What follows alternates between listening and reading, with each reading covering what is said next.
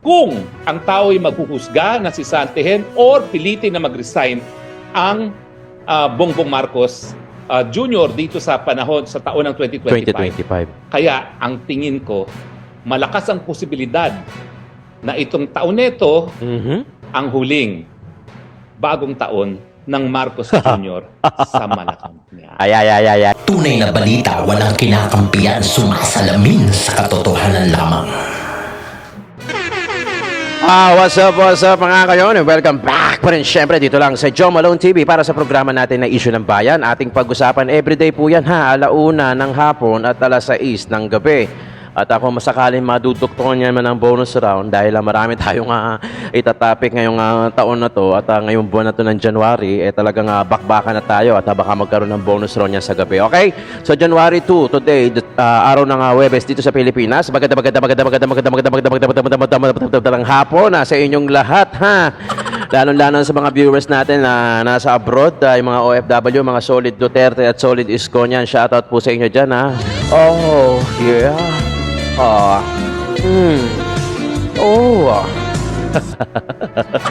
Pagka napapatugtog yan may mga naaalala tayo mga bagay-bagay no? So, shoutout sa inyo, pati na rin yung mga viewers natin dito sa Pilipinas, Luzon, Visayas, Mindanao. Magandang hapon po sa inyong lahat. Kung mapapanood ito ng gabi, di magandang gabi. O, diba? At tapos meron lang akong mga, alam mo, meron lang akong mga konting pasuyo dyan. Ano? Kung bago ka sa channel ko, huwag mong kalimutan mag-subscribe. Napadaan to sa YouTube app mo. Huwag mong kalimutan mag-subscribe at i-click mo na rin yung notification bell para lagi kayo updated sa mga videos na ina-upload natin araw-araw, okay? Tapos, para doon sa mga maraming oras, ay pwedeng paki-play all na yung video natin. Tapos, hayaan nyo lang mag-run yung ads, di ba? Aba, matindi! Oo, matindi talaga. Siyempre, nagre-request na tayo ngayon. Tapos, like and share yung video natin para doon sa mga kaibigan nyo, yung mga kamag-anakan nyo na, alam mo yon na hindi pa naliliwanagan, pwedeng pakishare ng video natin. Mas lalo natin palakasin. Aba, matindi! Yung ating boses, gamitin natin na itong social media. Libre lang naman yan. Subscribe ka na, paki-like and share yung video natin. Ito naman suporta nyo para sa mga tulad namin, na mga content creator na pilit lumalaban at pinapalakas yung boses para mapagtanggol natin si Ate BP Sara at pati na rin ang Solid Isconian. Okay? Isang, di ba? Yun ang sinasabi ko. At tapos, okay, pag-usapan natin, ha? Today is January 2, hapon. Ano pa ba? Pag-usapan natin itong about doon sa national budget. Feeling ko, nakita nyo na sa title na dyan, ha? Baka magkaroon na tayo ng bagong presidente sa 2025, ngayong taon na to. At malamang sa malamang, si BP Inday Sara na yung susunod. Ito, pinaliwanag ni Harry Roque doon sa kanyang programa na Spoke with Harry, kung saan inopen niya hindi lang basta impeachment, kung saan kung ano yung mga posibilidad at kung ano yung mga pwedeng magpatalsik kaya BBM. Ito, gagaling kay Harry Roque ito. Hayaan na natin na siyang mag-explain at magpaliwanag at magbigay din tayo ng kuro-kuro opinion in between. Attendance check muna tayo dyan, mga kayon, mga viewers natin na solid dito sa Joe Malone TV, ha? Kung watching ka from Illinois, Chicago, Singapore, o kaya sa Asia, Japan, Hong Kong, Singapore, Malaysia, paki-comment naman dyan sa baba kung saan ka lupalop naroroon at nanonood. Kung nandito ka naman sa Pilipinas, Luzon, Visayas, Mindanao, paki-comment naman dyan. Watching from Cavite, Bulacan, Pangasinan, Pampanga, Laguna, Tawi-Tawi, di ba? Tapos isang indak naman dyan.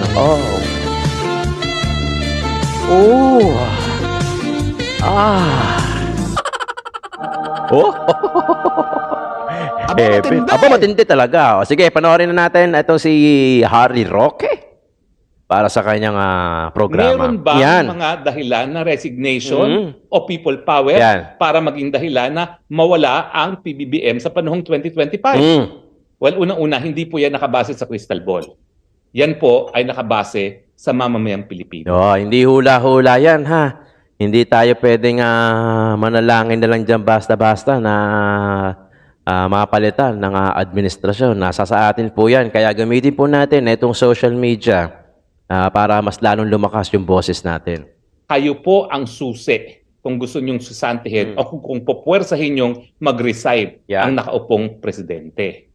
Pero sa tingin ko, malaki ang posibilidad. Bakit? O tignan nyo yung national budget. Yan. Kaya naman pinospone ni PBBM yung kanyang paglagda ng national budget. Alam niya na galit ang taong bayan, lalong-lalo na doon sa pagdoble ng mga kakwartahan na makukuha ng mga congressman at senatong. Pakinggan nyo ha, pakinggan nyo. Merong aral to, merong aral. At saka doon sa AKAP, na for the first time, ayuda Yes. ng mga kongresista at senatong ang magdidesisyon kung sino makakatanggap sa panahon na merong eleksyon. Galit na galit dyan ang taong bayan. Pero alam naman natin na sa ating kasaysayan, kaya meron tayong probisyon sa ating saligang batas na ang militar ay protektor ng mga mamamayan, importante rin ang papel ng ating kasundaluhan. Kasi sila yung magpuprotekta sa taong bayan. Yes. Nung EDSA 1, ang nangyari dyan is sila FBR at si JPE nagsabi, nagwi-withdraw na kami ng suporta sa chain of command. At pinalusob na ni Marcos, Kipabiander, yung mga PC at mga militar na nandun sa Camp Aguinaldo at Camp Crame. Kaya nanawagan ang Cardinal Sin, protektahan natin ang kasundaluhan.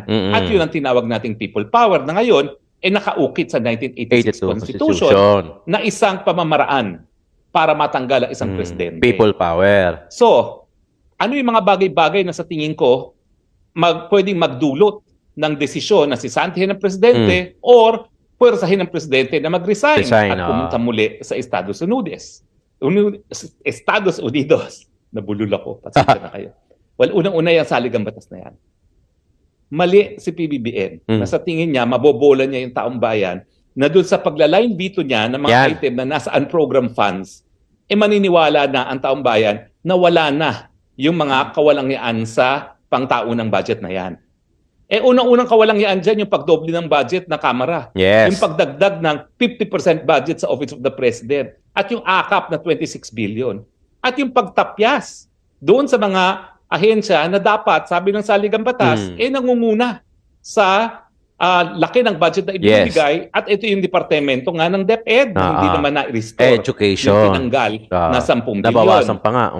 So, galit dyan ang taong bayan. Anong patunay ko na ito ay posibleng maging dahilan para mapilitang magsisante or mag-people power at taong bayan? November, nag-people power. Ang pula ng iba, bagamat malaki, ang mga tao lang ni Duterte ang naroroon. Pero nangyari, nung nagkaroon na ng usapin tungkol sa pinakakurap na budget, hindi na lang mga Duterte ang nagalit. Yung mga dilawan, gumawa rin ng kanilang sariling prayer rally dyan sa EDSA Shrine. Mga DDS nga, nag-away-away ngayon dahil yung mga iba nagsasabi na i-boycott yun, may mga iba, wag i-boycott. Pero sa akin naman, importante yung pagtipo ng mga dilawan bilang patunay na magkaroon na ng issue na importante sa mga DDS at sa mga dilawan. Yung kawalangyaan ng Kongreso sa 2025 budget.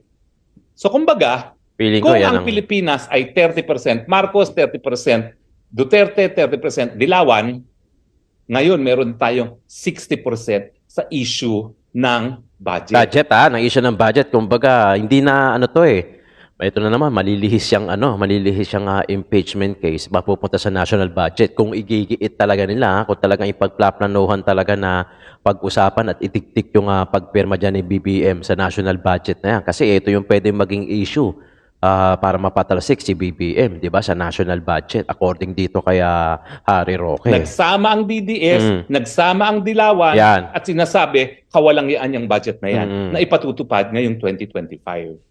Pero, narinig nyo na ba ang Leni Robredo na sumusuporta sa impeachment ni Sara Duterte? At alam naman natin na nung piyesta ng Peña Francia, nagkita ang Leni Robredo at ang Sara Duterte. Now, ang bali-balita ko, kaya naman nakipagkita rin itong Leni Robredo kay Sara Duterte kasi may panahon ng nakalipas, unang-una noong 86. Lola ni Sara ang namuno sa mga dilawan sa Davao City. Okay. Pangalawa, nung tumakbo ang Vice President Leni Robredo for Vice President, sabi ng iba, tinulungan daw ni Inday Sara sa kanyang Davao City, ang Leni Robredo. Kaya marami nagsasabi na hindi Nako. imposible na merong common ground ang Yes. Leni Robredo at ang Inday Sara Duterte. Mm-mm. Ako po, nakasama ko sa dormitory ng isang taon yan, si Leni Robredo, nung kami po ay freshman sa UP, Diliman. So alam ko, na ang pananaw talaga ni Leni Robredo ay kapareho ng kapananaw ko, no? Na nung mga panahon ng 86, Maganda talagang to. ikaw ay anti or pro Marcos. Mm. At ngayon, 2025, ang Yan issue na naman, ikaw ay pro or anti Marcos. Yan. Kaya nga nagtataka ako kung bakit ang mga Risa Ontiveros, ang mga Leila de Lima, at ang mga komunista, yung mga party list, oh my goodness, nagsani puwersa at lahat sila nag-anti-Duterte at mukhang pro-Marcos. Mhm. Siyempre, ang sabi ng marami, Marcos versus Duterte raw. Ang sabi ko, hindi. Kabutihan kalaban sa kasamaan Yes. yan. So, merong mga dilawan na tinatawag kong pinklawan na sila ay sumusuporta sa impeachment ni Duterte. Pero meron namang mga dilawan, kasama na si Digong, si Tatay Digong na dilawan noong 1986 na hindi sumusuporta sa impeachment. Ano ibig sabihin? Balik tayo dun sa 30-30-30. Kung ang dilawan ngayon ay hati sa dalawa, sabihin natin Risa Ontiveros, Leila de Lima, Leni Robredo, etc., 15-15. Uy. So, 45-45 ang mangyayari ngayon dun sa dalawa. Ang issue na lang is ilan sa mga dilawan ang susuporta o lalaban dito sa impeachment ni Inday Sara Duterte.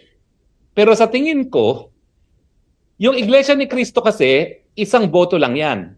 At yan naman ang kapangyarihan nila no, sa politika. Mm-mm. So meron dyan, marami rin mga dilawan.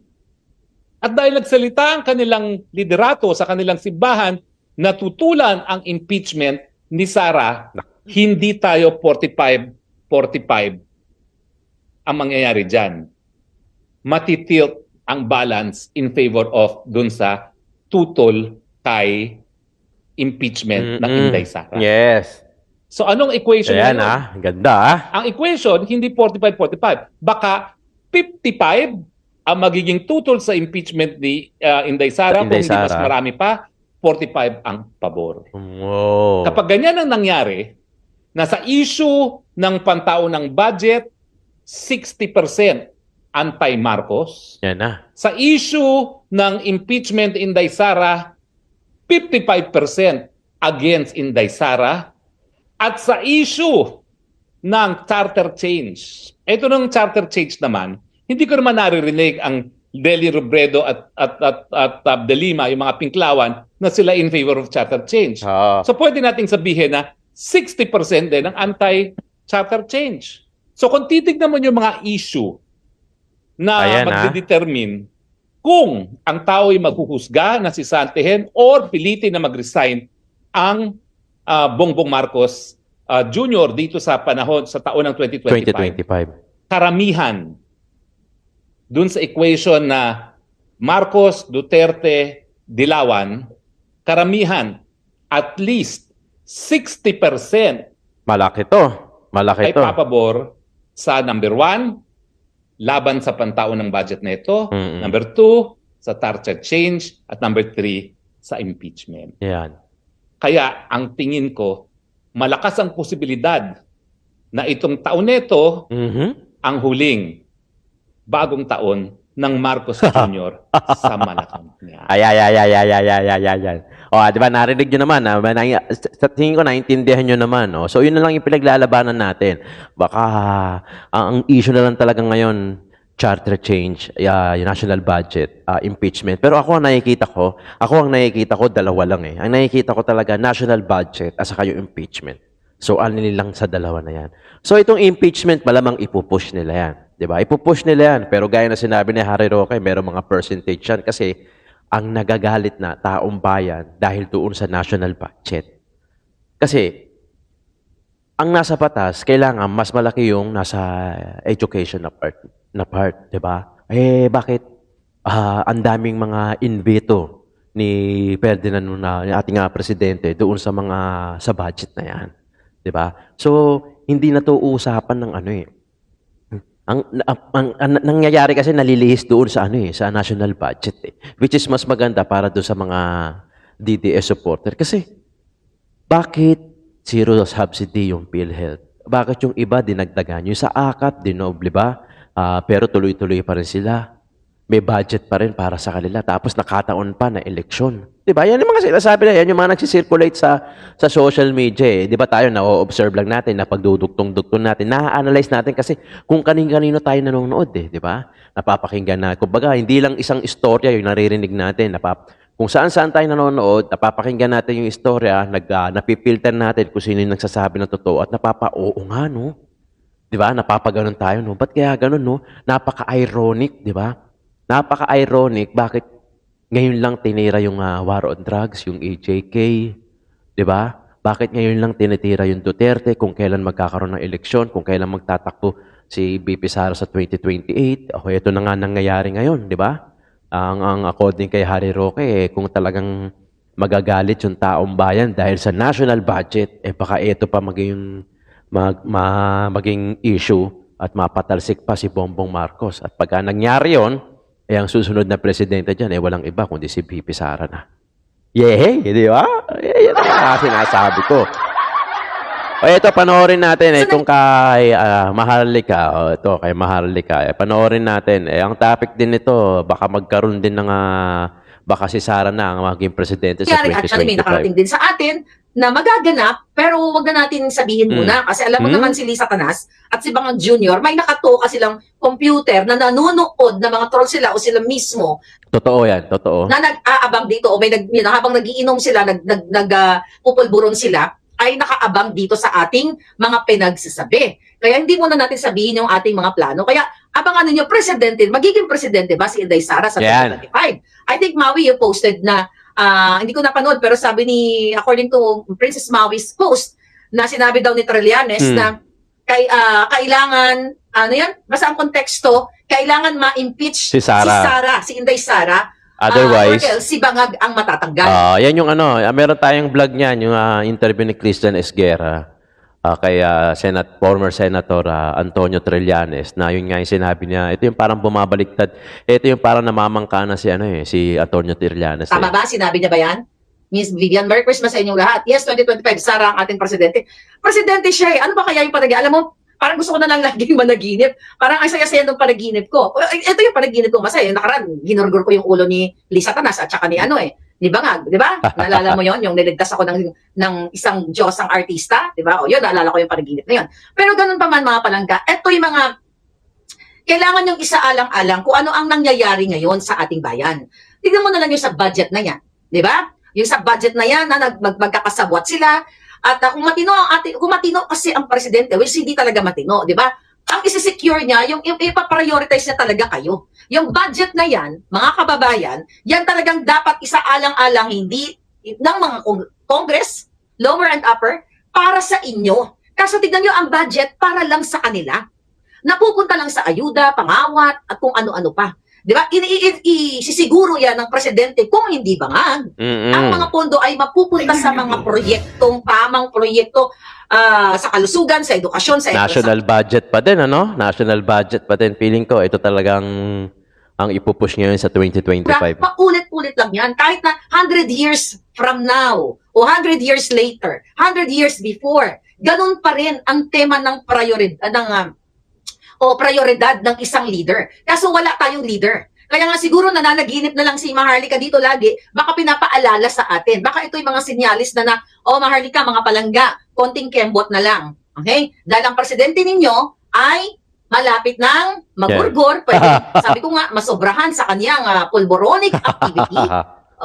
Sabi ni Murakamo, sinabi daw ni Trililing. Balik Duterte sa palasyo, sabi ni Roma Rose. Kawawa talaga kasi magkakasabot sila mga palangga.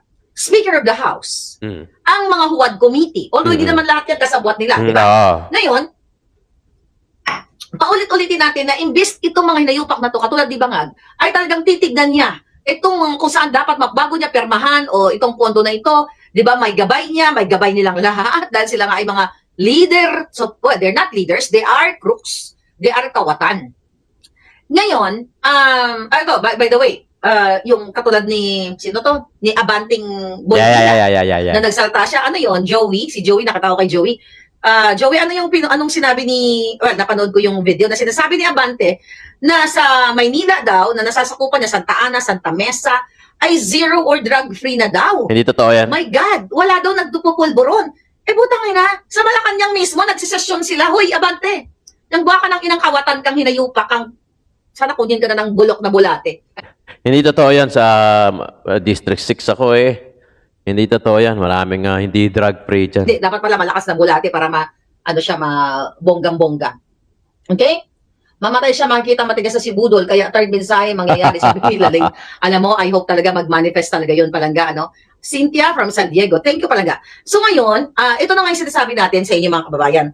Lahat sila, puro mga kasinungalingan. Dahil wala nang ginawa, kundi magtutok sila kung paano nila nakawin ang pera ng bayan. Yes. Ang pinakamahalagang proyekto, ang edukasyon, at ang kalusugan, at yung infra, sabi ko nga, dyan lang naman iikot ka, jobs. Pag may infra, may jobs.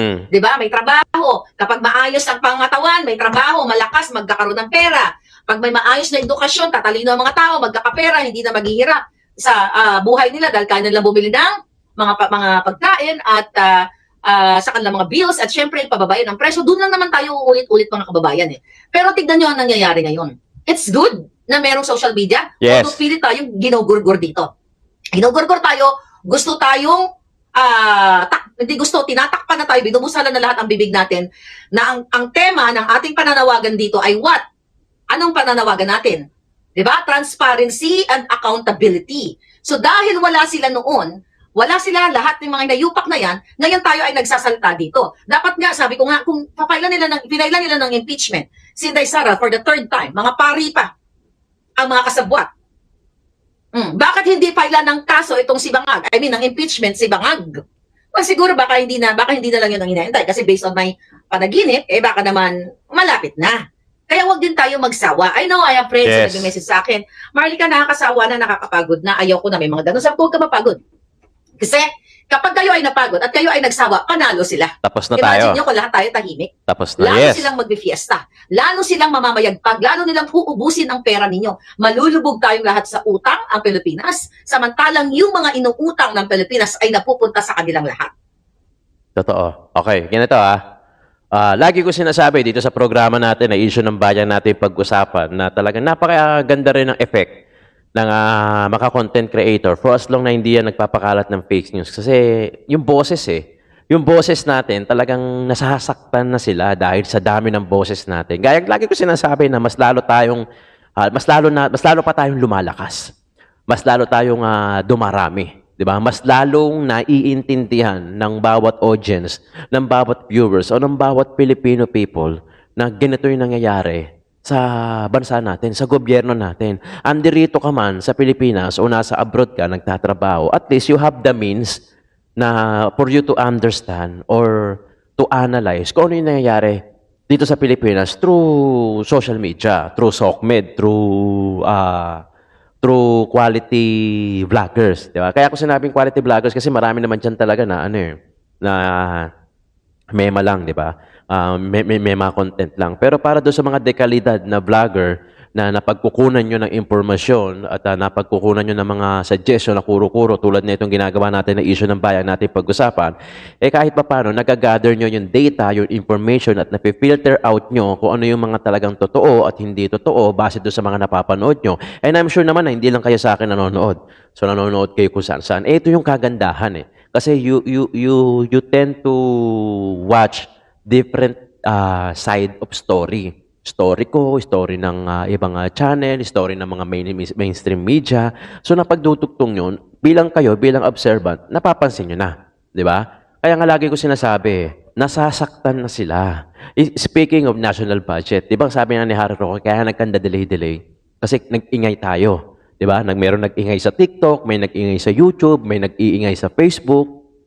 Kaya nasasaktan sila. So, dinelay nila ngayon. Pinag-aralan nila ulit. Can you just imagine kung wala yung mga vloggers, kung wala yung social media na lang, not just vloggers, kung wala yung social media na nag-re-report o pumupuna ng kamalian, Sa tingin mo ba, malamang dire-diretso yung pangungurakot ng mga yan, di ba? Kasi walang pumupuna walang nag-iingay. Unlike today na merong social media, and that's the good thing about having social media, at yung mga content creator, yung mga vlogger na tulad natin, ako mismo, kahit papaano, isinisiwalat natin at inaalay-alis din natin. Kasi ako, ginaaral ko din naman to bago ko humarap sa inyo. Pinapanood din muna natin, di ba? Para malaman ko kung ano yung sasabihin ko nang hindi tayo maligaw.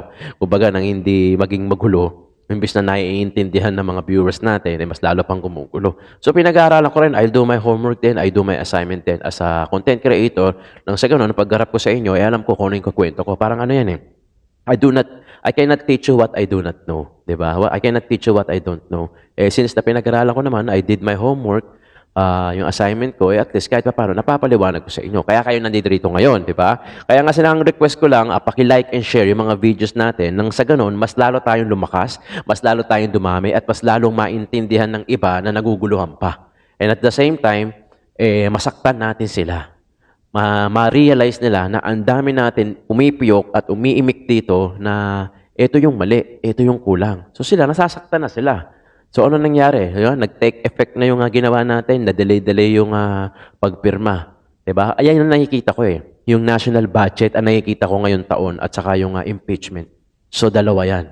Dalawa yan na nakikita ko. Kasi kung talagang patuloy tayo mag-iingay regarding sa national budget na yan, talagang mapapaisip sila dyan. At di ba? Kasi pera natin yan Pera ng bawat Pilipino yan na nagtatrabaho, private man o pang publikong sektor. Pera natin yan. Yung trilyon na pinirmahan, pera natin yun. 6.352, 36. Basta 6.3 trillion. Pera natin yun. Contribution mo, contribution ko, rank and file man, supervisor man, managerial man yan, o president, CEO man yan. Yan ay total ng contribution natin, yung budget para sa 2025 na pinirmahan kamakailan lamang. Diba? Ang sa akin, ang hirap kasi na walang imik. Ako lagi kong sinasabi dito sa programa natin. Dati kasi, ang katwiran ko, ayoko ma-stress, ayoko manood ng mga politics, ayoko manood ng balita, puro patayan, puro negative thoughts, nadadala ko, nangyayari, nai-stress ako, nababad trip ako, na maiinitin ang ulo ko. Pero hindi pala dapat ganoon. Ayoko rin bumoto nun kasi baka corrupt yung maboto ko, sisihin ko pa yung sarili ko, pero mali pala yun. Ito, panawagan ko to para doon sa mga same thinking din ko noon, kailangan natin mangialam. Kailangan natin manood. Kailangan natin maging aware kung ano yung nangyayari sa politics ng Pilipinas, sa gobyerno natin. Kasi we're part of it. Parte tayo ng Pilipinas. Parte tayo ng gobyerno na yan, whether we like it or not.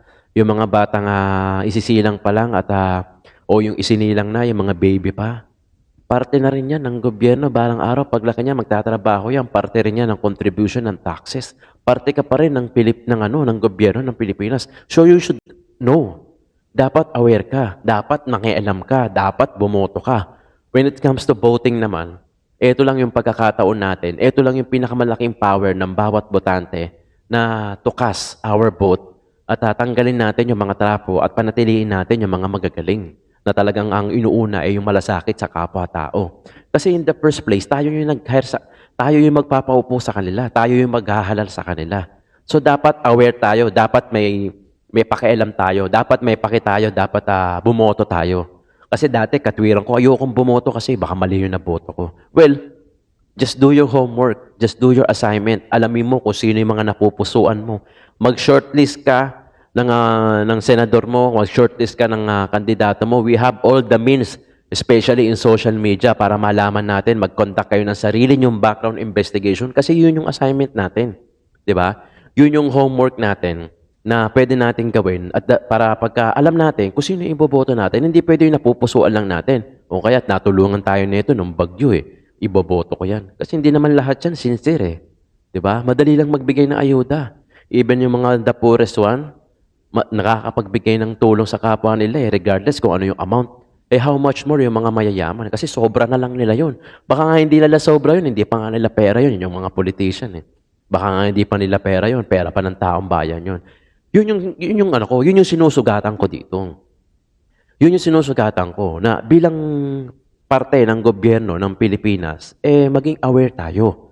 mangialam tayo. Dapat meron kang pake, dapat bumoto ka, dapat mangialam tayo, dapat bumoses tayo. Kasi hindi pa pwede yung tatahimik ka lang tapos hayaan mo na sila dyan magkagulo-gulo sa politics. Hindi pwede. Yan na yung katwiran ko noon eh. Di ba? And I realized na mali eh. Mali. Dapat bilang ka eh. Kahit wala kang trabaho, pero nakakaboto ka, bilang ka pa rin. May bilang ka. May bilang ka sa Pilipinas. May bilang ka dito sa gobyerno natin. Okay? I'll leave it up to you mga kayon. Paki-comment naman dyan sa baba kung ano yung sa tingin nyo yung national budget for 2025 at kung pagkakataon na natin to na mailuklok maging presidente etong si Pipi Sara Inday. Let's support. Laban lang. Although marami mangyayari ngayon 2025. Maraming salamat mga kayo. Kung umabot ka rito sa dulo ng video na to, na-enjoy mo yung video natin, ako nagpapasalamat ako sa inyo personally through this screen. Maraming salamat sa pagsuporta nyo. Paki-like and share naman yung video natin at wag din kayo mag-skip ng ads kung mayroong nalalabas ng mga ads dyan. Yan ang pinakasuporta nyo sa akin. Maraming salamat sa pagtutok sa programa natin sa Issue ng Bayan, ating pag-usapan, Joe Malone TV. Happy New Year po again. January 2, araw ng Webes dito sa Pilipinas. Thank you so much.